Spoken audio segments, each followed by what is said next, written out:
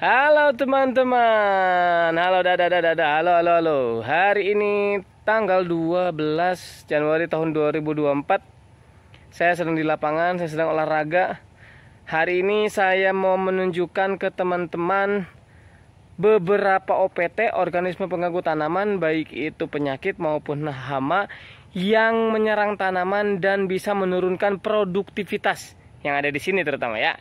Jadi saya akan tunjukkan beberapa di sini ya OPT yang bisa merusak dan mengganggu tanaman kakao. Mau lihat? Mari kita lihat. Let's go. Yang satu ini lagi, ini adalah penyakit yang menahun ya. Kalau misalkan kita jarang mangkas, biasanya penyakit ini pasti langsung nyerang. Busuk buah ya. Nah, busuk buah ini masalahnya adalah kalau misalkan kena, kita tuh harus benar-benar sanitasi lahan dengan baik. Kita tuh sebenarnya nggak boleh tuh mangkas kayak gini terus dibiarkan di bawah pohonnya. Nih, dibiarkan kayak gini sebenarnya kita nggak boleh. Jadi memang harus kita isolasi, dibakar dan ditempatkan di tempat khusus, di tempat tertentu. Nah, jadi akhirnya banyak nih yang kena nih tuh. Ada yang muda-muda nih, tuh. Ini juga kena, itu juga kena, ditambah sama tupai. Gitu. Ada lagi mana? Nah, ini juga tuh. Banyak sekali ya. Ini juga kena. Nah, banyak sekali yang kena busuk buah. Nah, ini dia nih. Tuh. Banyak sekali. Wow, gitu. Jadi kalau memang jamur seperti ini memang dia kalau misalkan panas, jamur itu karakteristiknya kalau misalkan panas dia tidak akan datang. Panas atau hangat lah, kondisi hangat dia tidak akan datang. Tapi kalau misalkan kondisinya lembab gitu, cepat banget dia pasti datangnya. Karena kondisinya tuh kayak gini nih tuh kondisi, nah tuh rimbun banget tuh. Yang sebelah sini rimbun. Jadi akhirnya kondisi rimbun kayak gini bikin dia kayak gini nih, kena jamur nih, kelihatan ya. Tuh. Kena jamur, kondisinya atasnya rimbun banget. Jadi kena jamur, makanya kayak gini tuh solusinya harus dipangkas, daun yang atasnya dipangkas. Dibiarkan matahari masuk biar terang gitu ya. Karena atasnya udah ada kelapa sih sebenarnya, aman lah. Tuh ada kelapa ya, udah ada pohon kelapa. Jadi sebenarnya aman, bawahnya itu dikondisikan supaya dia lebih terang. Masalahnya mungkin penyakitnya lagi adalah ada bekas-bekas kelapa ini loh yang jatuh, jadi akhirnya bikin dia tambah rimbun. Ini nih tuh ya, busuk buah, kena busuk buah. Ini dia penyakit yang banyak di kakao. Dan bisa menurunkan produktivitas sangat tinggi. Jadi maksudnya drop banget kalau misalkan kita udah kena busuk buah. Gagal panen pasti gitu ya. Kita ambil kasus ya. Jadi kita ambil kasus. Jadi ini tuh udah saya pangkasin botak kayak gini gitu. Udah pangkasin cukup berat. Tapi nyatanya sebenarnya di lapangan masih banyak yang kena busuk buah seperti ini. Jadi memang untuk penyembuhan busuk buah ini cukup lama ya. Jadi seperti lahan yang sebelah sana, yang depan bioindustri, yang di konten saya sebelumnya, memang di bawahnya itu benar-benar harus dirapikan, harus dibersihkan, harus dibikin gundul. Nah, supaya si jamurnya itu pada hilang. Kalau enggak, kayak gini terus bakal terus-terusan kayak gini. Pangkasan-pangkasan kayak gini harus disingkirkan, kalau enggak nanti jadi inang buat si jamur-jamur tersebut. Ini yang bisa menyebabkan produktivitas menurun. Banyak tuh, banyak sekali. OPT selanjutnya yang bisa merusak adalah tupai ya. Ini dia tupai. Sebenarnya simpel sih. Selama tupai suka dengan buah kita, buah yang ada di kebun kita, artinya kondisi kebunnya bagus dan kondisi buahnya bagus. Tupai tidak akan makan buah dengan kondisi yang terserang hama dan penyakit. Kondisinya keras dan sebagainya tidak akan memakan. Tapi kalau misalnya kondisi buahnya bagus, pasti akan makan. Di sisi lain, yang menjadi perhatian adalah tupai tidak akan ke tempat kita kalau dia memiliki makanan yang cukup. Jadi artinya kalau stok makanan dia sudah cukup, pasti tidak akan datang ke tempat kita. Jadi di sini kami juga mengalami hal yang sama. Ada juga petani yang bilang, nah saya tunjukin aja deh, nih, tunjukin kayak gini, nih. Nah, di situ ada pertanyaan bahwa, Bang, atau gimana caranya mengendalikan tupai? Di sini kami tidak mengendalikan tupai ya. Jadi kalau misalkan bisa, kami cepat-cepatan dengan tupai mengenai panen. Dan kami merasa bahwa kelapa yang menjadi penaung, ya yang di sini kelapa yang menjadi penaung itu kami biarkan tidak kami panen. Jadi akhirnya si tupai bisa makan dari sana.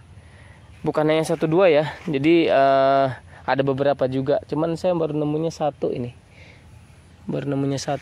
Kayak kemarin saya lihat di mana lagi ya yang kena tupai, tapi ini dia yang kena tupai nih. Tuh. Ini masih bisa kita panen, masih ada dalamnya, masih bagus. Jadi biasanya tetap dipanen yang ini, tetap dipanen. Ini menurunkan produktivitasnya ya, mungkin kalau nggak habis ya, kalau habis ya habis berarti 1 pon. Kalau misalkan nggak habis masih bisa kita panen. Dan selanjutnya yang menurunkan produktivitas adalah hama penggerek buah. Jadi totol-totol hitam yang ada di buah yang ada di buah ini disebabkan oleh penggerek buah. Nah tuh, banyak buah yang terkena penggerek ya. Nah ini ada yang menarik. Ini ada yang menarik adalah ada semut. Sebenarnya ini bagus buat musuh alami si penggerek buah. Cuman datangnya telat. Harusnya ada dari sejak kecil. Nanti buahnya dalamnya akan bagus, terjaga dari penggerek buah. Tapi kalau misalkan datangnya telat, dia sama aja. Udah kena penggerek buah duluan, dia udah mengisap duluan, baru dia datang. Kita akan buktikan. Nah biasanya kalau penggerek buah kayak gini, yang hitam-hitam kayak gini, biasanya dalamnya lengket. Kita buktikan, mari kita buka apakah memang lengket dalamnya atau gimana. Ini warna udah matang ya, udah kuning. Let's see, kita lihat ya. Apakah perlu kita bilang bim salah bim jadi apa prok? Tidak perlu. Nah dalamnya akan seperti ini. Nah dalamnya akan hitam-hitam. Terus dalamnya pada lengket buahnya 1 persatu. Ini tuh udah kena penggerek buah. Nah ini akan menurunkan produktivitas. Jadi buahnya itu nanti akan kopong ya. Kalaupun kita panen terus kita fermentasi, terus kita keringkan, dia nanti jadi tipis. Dalamnya tuh hilang. Si kakaonya itu hilang, si nibnya itu hilang nanti. Nah kayak ginilah yang bisa menurunkan produktivitas dari kakao ya.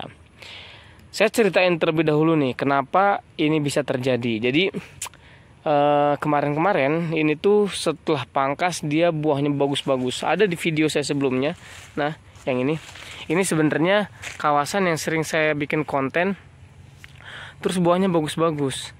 Tetapi di pertengahan di Agustus, September, Oktober gitu nggak salah, mau mendekati akhir tahun, keruputnya tuh tinggi banget sampai setinggi pinggul kali ya, udah mau semeteran lah. Nah karena tinggi jadi akhirnya banyak hama yang berlindung di rumput-rumput tersebut. Makanya solusinya sebenarnya hama tersebut tuh jaga kondisi di area bawah, karena itu tempat berlindungnya hama-hama.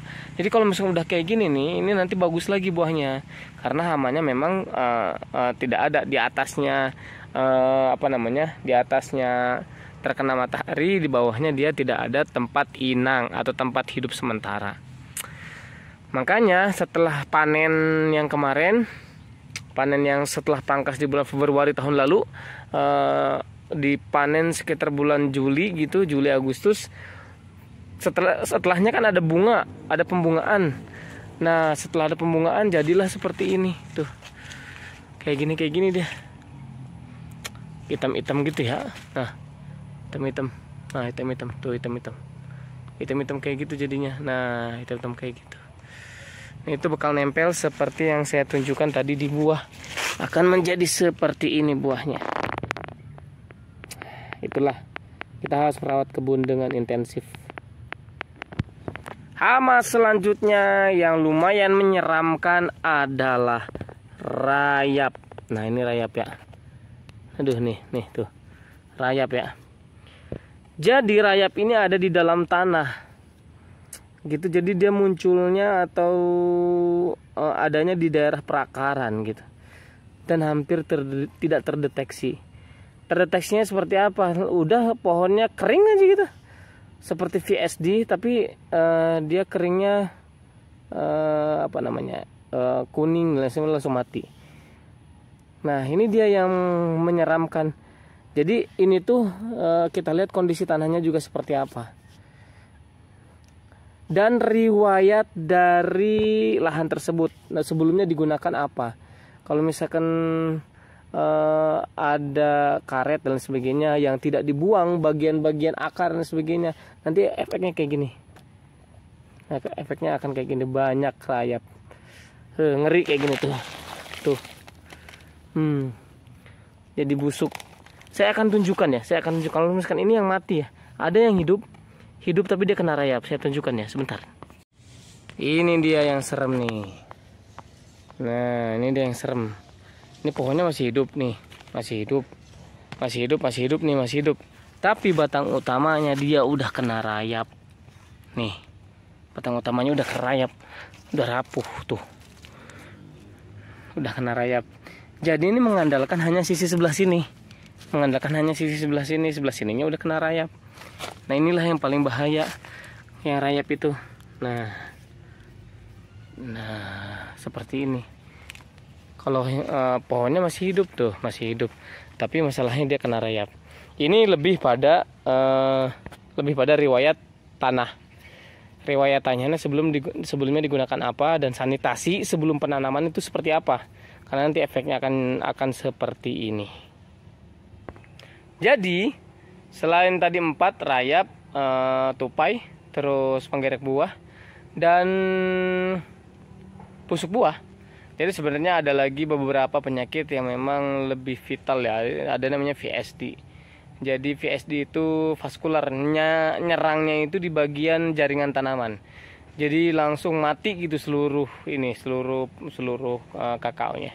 Itu juga lebih bahaya. Cuman saya nggak punya contohnya di sini ya. Jadi saya nggak bisa nyontohin. Tapi saya rasa banyaknya itu di lapangan itu ada 4 hal yang mungkin OPT yang merusak dan mengganggu tanaman. Itu yang bisa saya sampaikan. Saya ucapkan terima kasih. Assalamualaikum warahmatullahi wabarakatuh. Dadah.